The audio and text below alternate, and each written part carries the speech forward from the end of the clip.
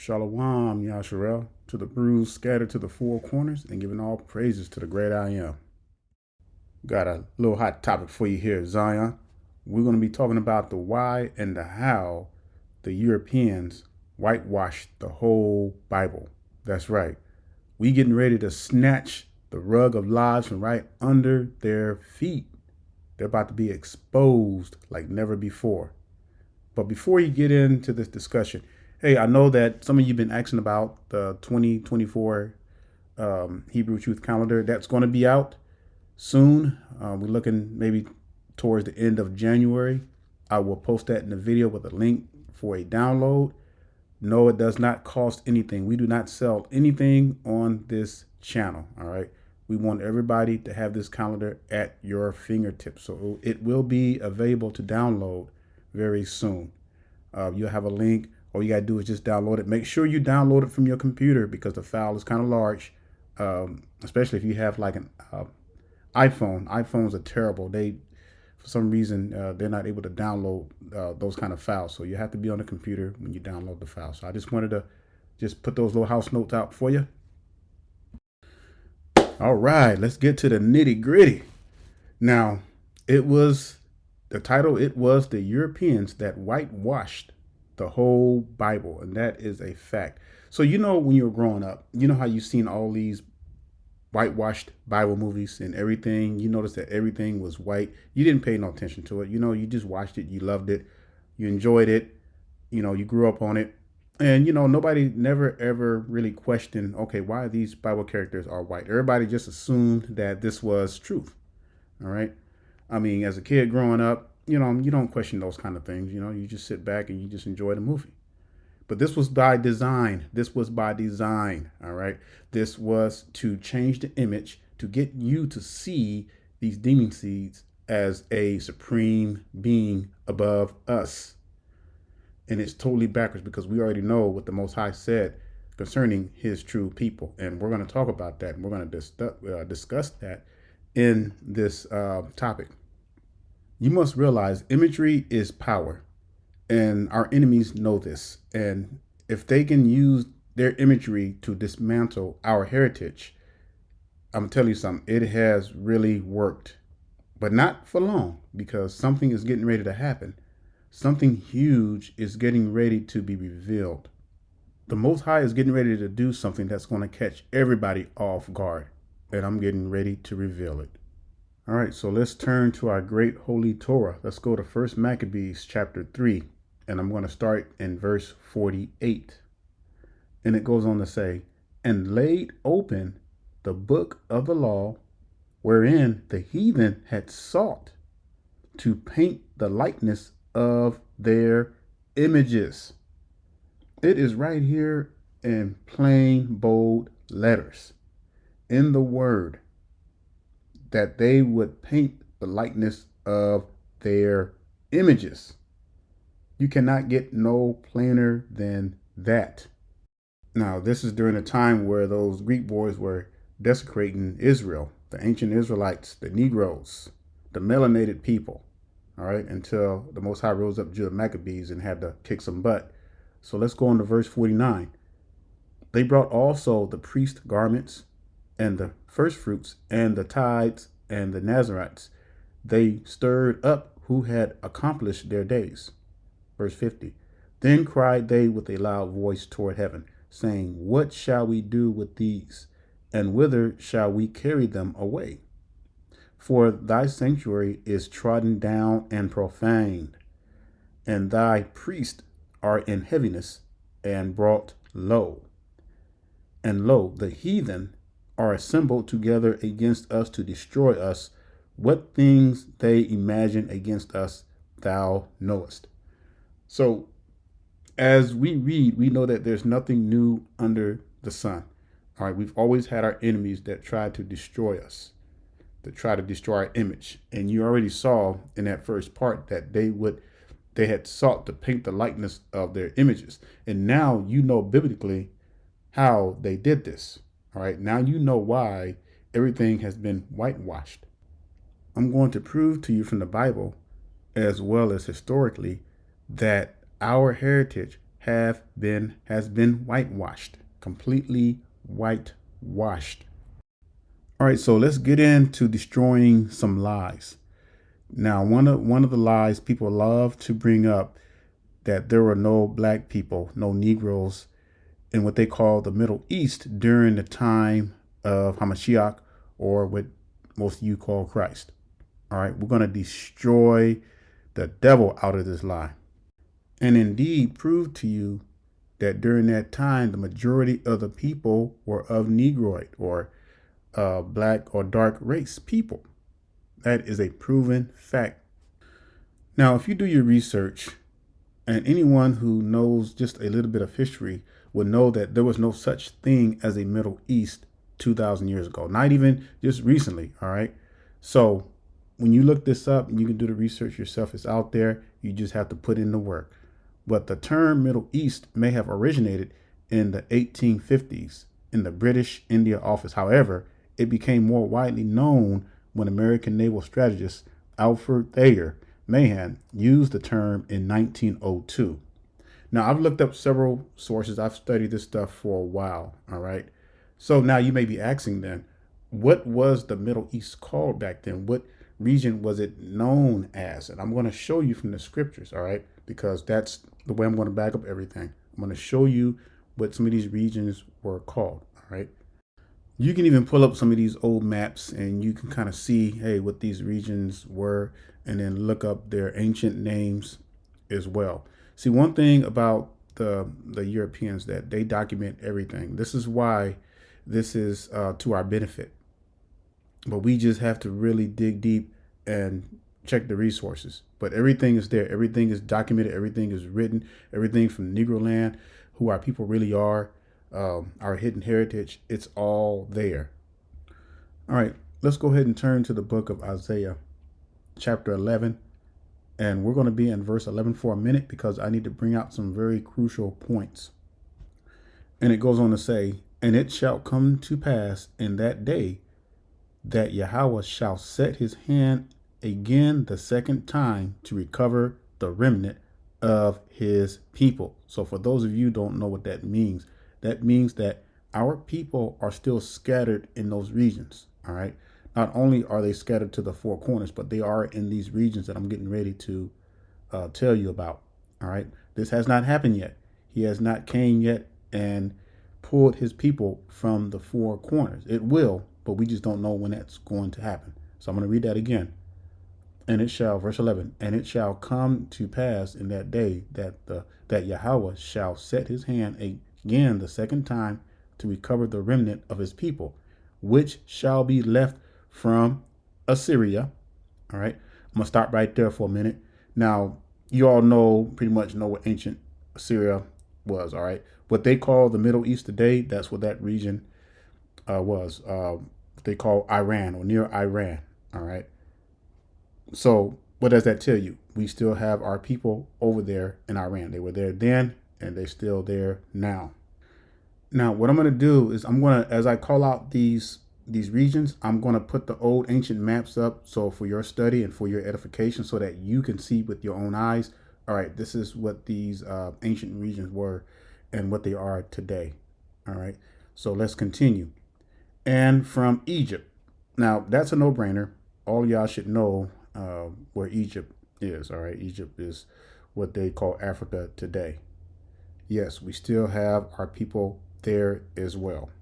Now, I'm making a point. This is the reason why I'm going through this slowly, because I want to bring out a crucial point to destroy the lies of our enemies. All right, let's continue on. "And from Pathros." All right, here's a map right here, which shows the ancient, that Pathros region near Upper Egypt. All right, y'all see where I'm going with this. So I'm going to call out each region, and then you're going to get to see exactly where it is today. All right, so that there is no confusion, not only to where our people are scattered to, but the people of that region of that time, that they were truly Negroes. All right, let's continue. "And from Cush." And here's a map, ancient map of Cush. And throughout the Torah, it was known as the land of what you call the land of Cush. It changed several times, and names change depending on conquerors that come through and everything. But if you do a in-depth study, that whole region, to include what is called the Middle East today and what is called Africa today, that area all was Mesopotamia. All right, Mesopotamia was that whole region back in ancient days. All right, let's continue. And from Elam. Now you can clearly see this ancient map where Elam is today, well, near the region of Babylon, which is Iraq today. Now I want to share something with y'all. When I was in Iraq 20 years ago, um, I used to have to do the guard duty, and I never forget it to this day. I even took pictures. I There were Iraqis that looked just like us. They were dark like us, full beards, everything. They looked like Negroes. They looked like somebody you would see in Brooklyn or something like that, or somewhere in New Jersey, or what I'm saying.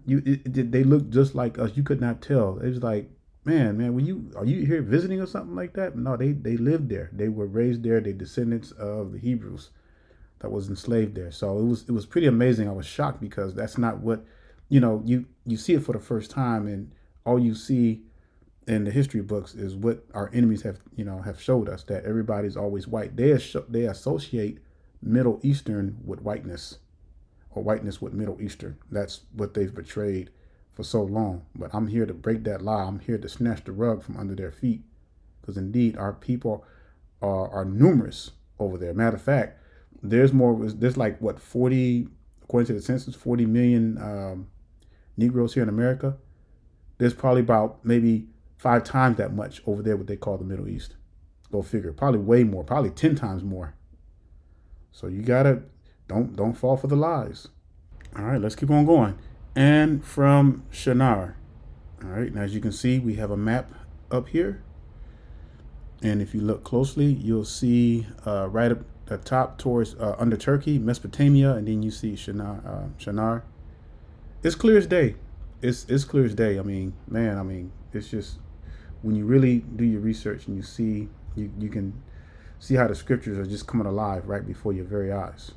All right, and mind you, we're still in Isaiah chapter 11 and 11.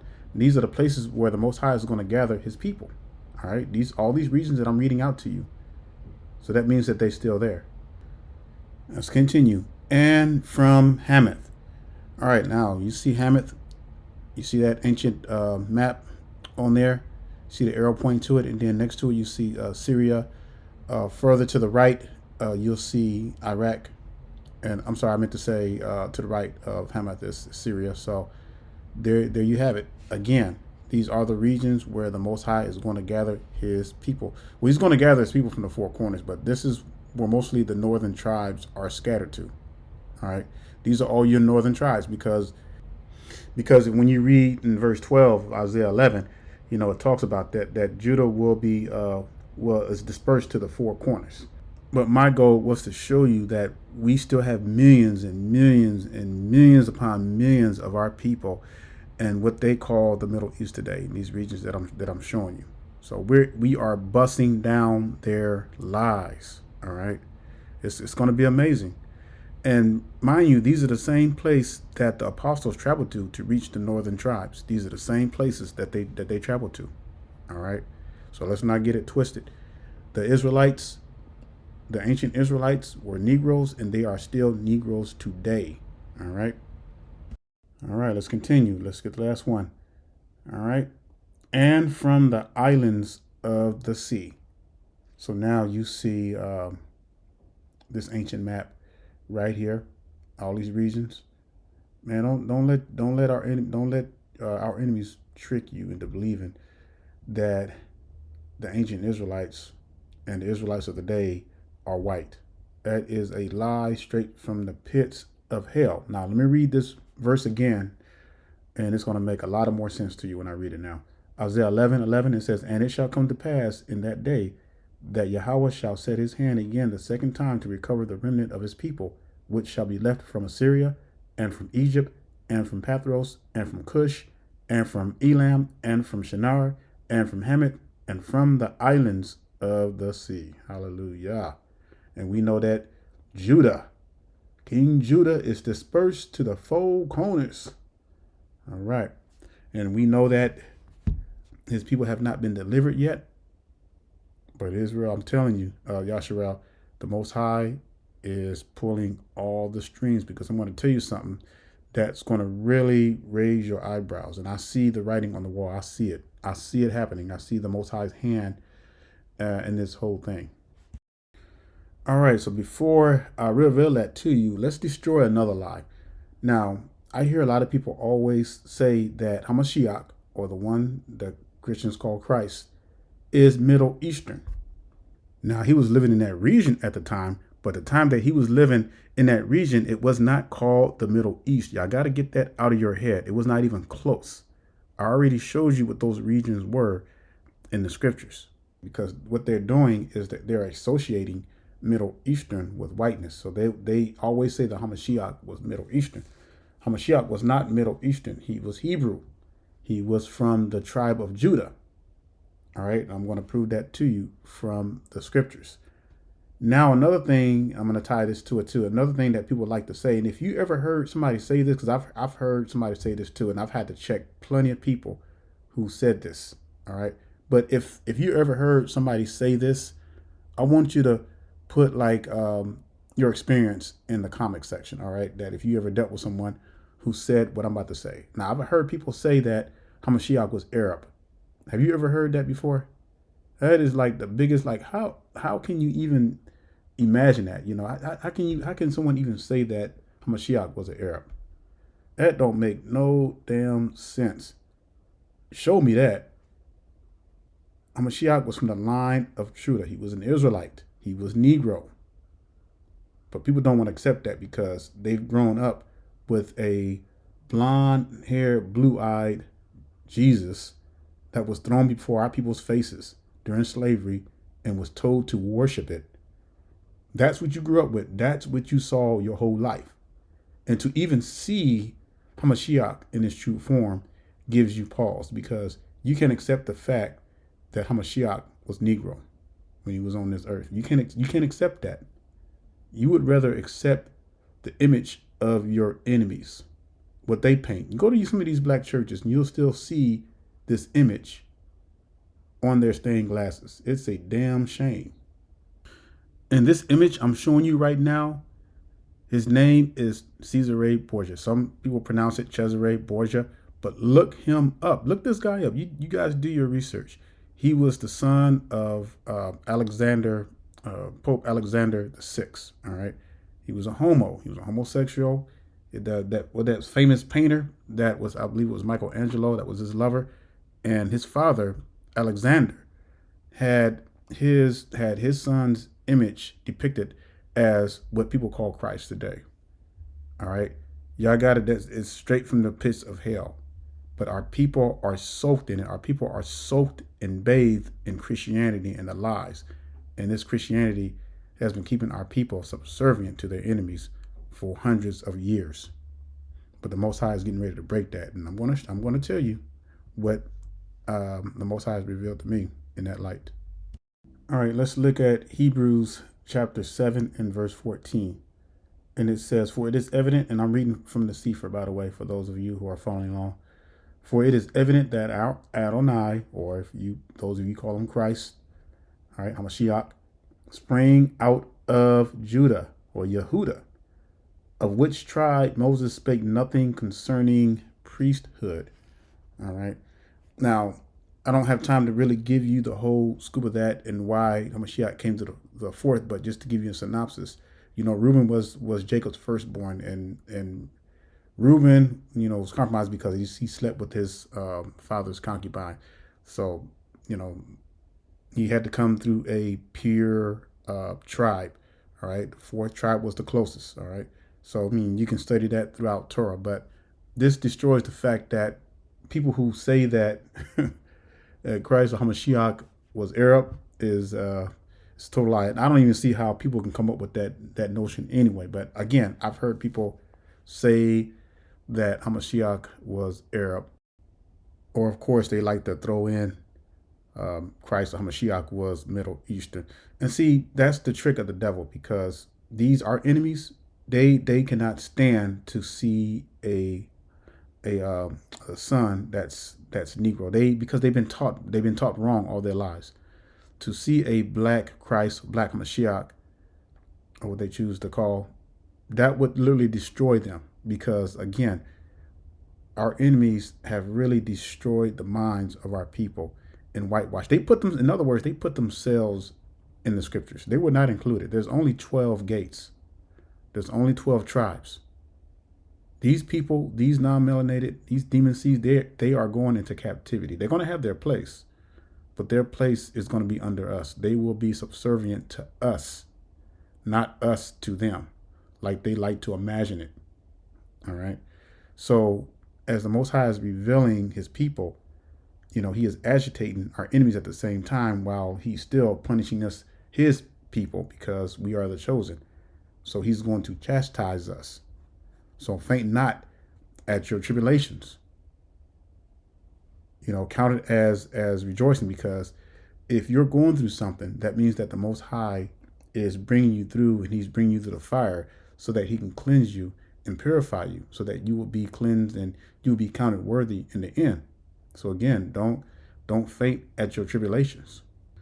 All right, so let's destroy some more lies when people try to say that there were no Negroes in that region, what they call the Middle East today, 2,000 years ago and beyond. Even the late Egypt's Prime Minister Nasser even made a statement saying that when Israel, the ancient Israelites, left Jerusalem, or when they were ran out of Jerusalem, they left black and came back white, because we know who set those Khazars up in 1948. No brainer, do your history. And the Most High is destroying all of those lies. He's revealing the true people of the Most High. Now let's talk a little bit about the Arab slave trade. Now historians, they estimate that the Arab slave trade started or began, and this is coming from several sources, that the Arab slave trade began roughly around 650-ish AD, maybe a little bit before the beginnings were starting up, but anywhere from 30 to 150 million. Y'all hear me? 30 to 150 million Negroids were exploited into captivity. Now, those numbers are probably much greater. The numbers can be distorted, of course, by our enemies because they don't want you to know the true numbers. But for those people that are enemies that like to say that there were no Negroes over in that region at the time, it's a lie. It is a bold face lie. All right. We know that our enemies are professional liars. We know that they love to suppress the truth of our people. We know that they are very crafty and skilled when it comes to hiding our heritage, because they know that we as a people, and I'm not saying all black people or all Negroes, because a lot of us like to read and research, but the majority as a whole, we do not like to research. We do not like to do anything that's going to stimulate our brains, which is sad, because our people were a people of intelligence like never before. I'm talking about the greatest architects, the greatest builders, designers, all that. All right. So it's going to take us really getting back and throwing down the chains of darkness and rising up and learning your history, because it is your birthright, Israel. It is your birthright to learn who you are. All right. And if you do not exercise that, then you're going to be left in darkness. You're going to continue to be caught up in Christianity, and it's going to destroy you. When our people were ran out of Jerusalem in 70 AD, of course, they migrated to West Africa, or a place known as Negroland. Now, you can look up books. There's been books written on this from colonizers, indeed, of our ancestors practicing the law. They were keeping the Shabbats. They were keeping the feast days. They were Messianics. They were followers of the Mashiach. And what I find so interesting, though, is that how history has been, how our enemies have managed to really hide this from our people. And again, like I said earlier, Everything that our enemies do, that the Europeans do, everything is documented. It's just that we as a people, we really have to get up out of our lethargic mindset, and we're going to have to dig, and we're going to have to search for it. It's out there. You have to search, because no one's going to give this to you. The church is not going to give this to you. Your schools are not going to give this to you. You're not going to get this just going through life, because I guaranteed you, the masses don't even know what's going on. Now, the world elites, the ones that are in power, they know who we are. They know that we are the chosen people. Why do you think we go through so much hell everywhere we are scattered to? All right. We are scattered to the four corners of this earth. You know, you look at Mexico. We got Negroes in Mexico. We got Negroes all through South America. We got Negroes in China. We got Negroes on all the continents on this earth. And they all go through hell, and they all get treated like crap. What does that tell you? That tells you that that happens for a reason, because we are the Most High's chosen. And now it would make sense why our enemies would whitewash everything, the whole Bible, including many other things. Why? Because the ones that are in power, the ones that are ruling this world, do not want you to know the true history, all right, of the Most High's people. And this is why the masses are confused. This is why the masses have been deceived, because I'm talking about the masses as a whole, and I'm including our people and our enemies. They don't know this kind of stuff because they've been brainwashed just like everybody else, and they've been put they have images put in front of them. And when you grow up with white images as Bible character all your life, of course you're going to feel uncomfortable when you see Bible characters as Negroes. Just like many of you, when you found out about the holidays, you stopped, you had to wrestle with it. Some of you probably wrestled with it for a while, and once you realized this was all a lie, these holidays were all a lie, and they were all pagan, and they were all destructive, you had to come out of them. It's the same way. And so, especially our enemies are never going to accept a Negro Hamashiach. They're just not, because there's no kingdom for them. So what our enemies had to do is they had to paint the images to the likeness of themselves, like we read in the beginning, in order to accept themselves in. But they're going to be in for one hell of a disappointment when they realize they're going into captivity and they're going to be subservient to us. Yep. What goes around comes around. He that leadeth into captivity shall go into captivity. All right, let's smash some more lies. We're going to pull some more rugs from under these liars.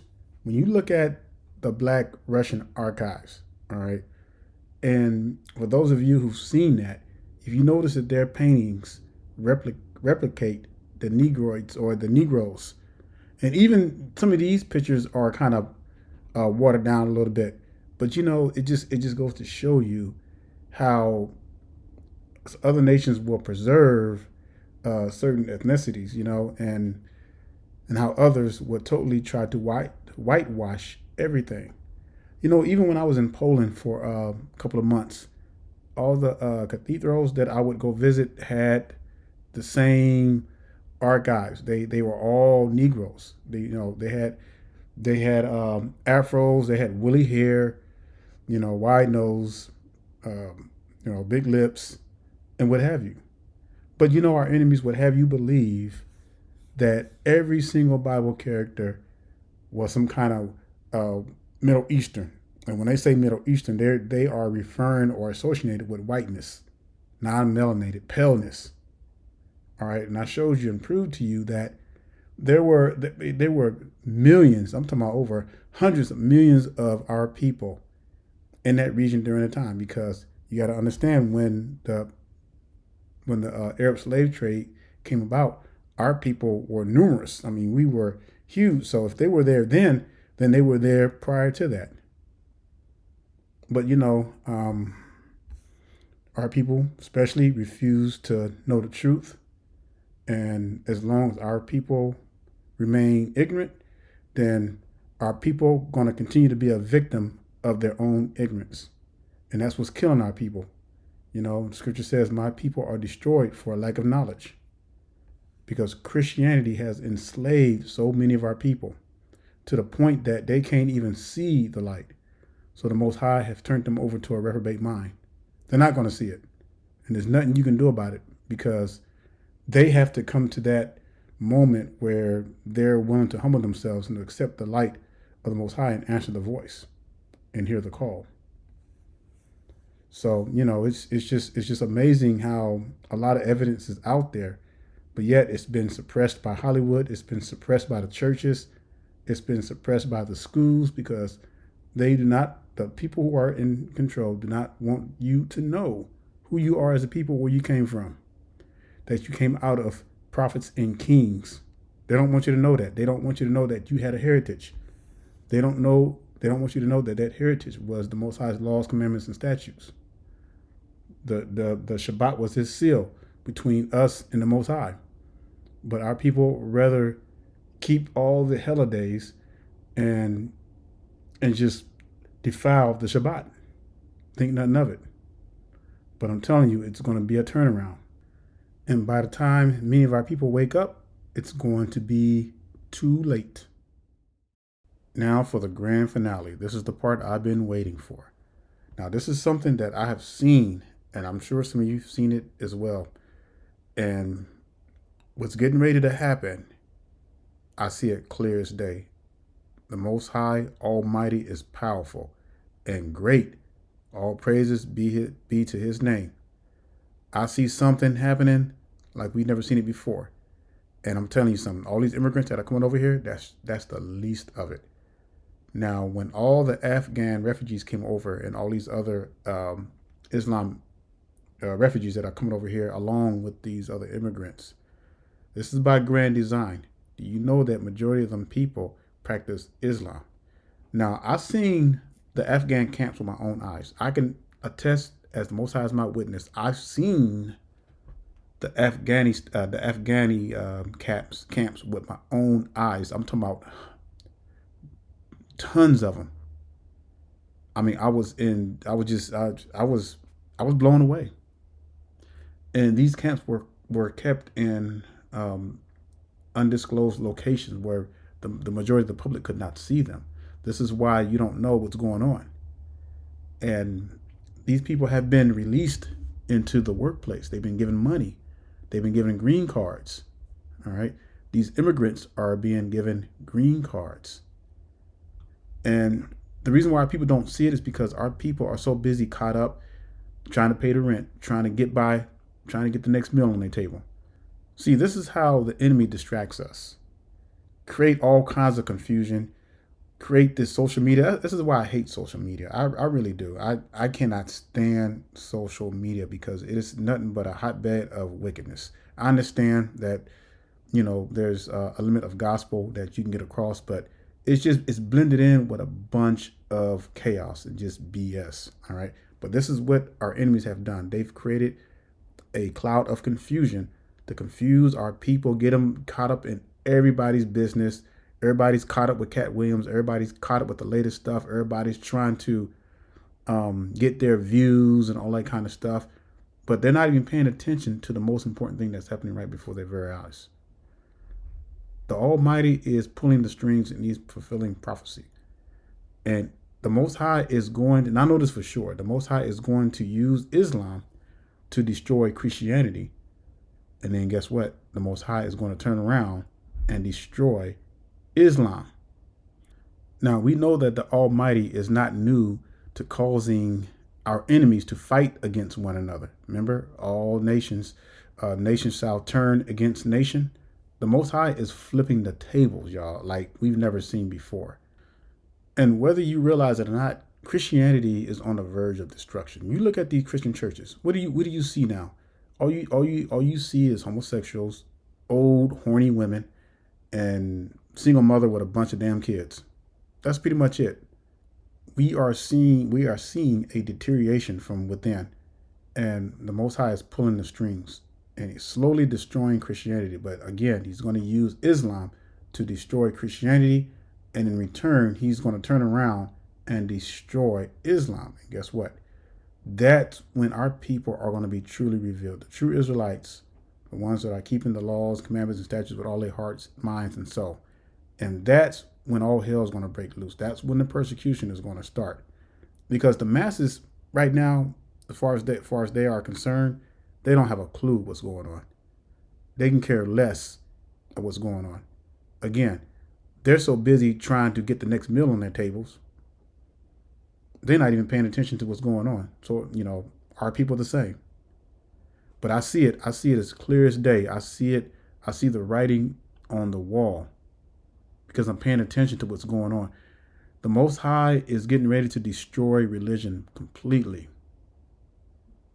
We may not understand why the Almighty does the works in the way He does, but just know this: everything that He does is going to be for the purification and edification and the rise of our people. Now, the Scripture says, "He that is wicked, let him be wicked still. He that is holy, let him be holy still." Yeah, I would get frustrated constantly, and I still do. But I have to realize there come to a point where wickedness is going to continue to be wicked until it's completely destroyed. You can't allow yourself to get so frustrated where there's nothing you can do. All right, at that point, if you have given this truth to your family members, to your people, whatever and they reject it, you got to move on. You're going to have to just move on. Shake the dust off your feet. You're going to have to move on. All right. You're going to have to keep these commandments. All right. You don't got to do anything but keep these commandments. That is your goal. That your responsibility is working out your faith with your salvation with fear and trembling. That is your responsibility. All right. So I realized that wickedness is going to be wickedness. Righteousness is going to be righteousness.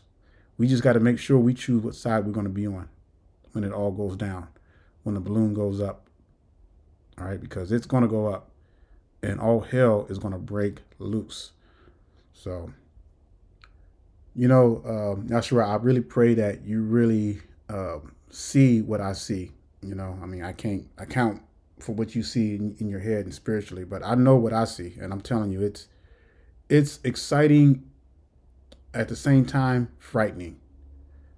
All this is happening because of us. We got to be careful too, not to get so big-headed.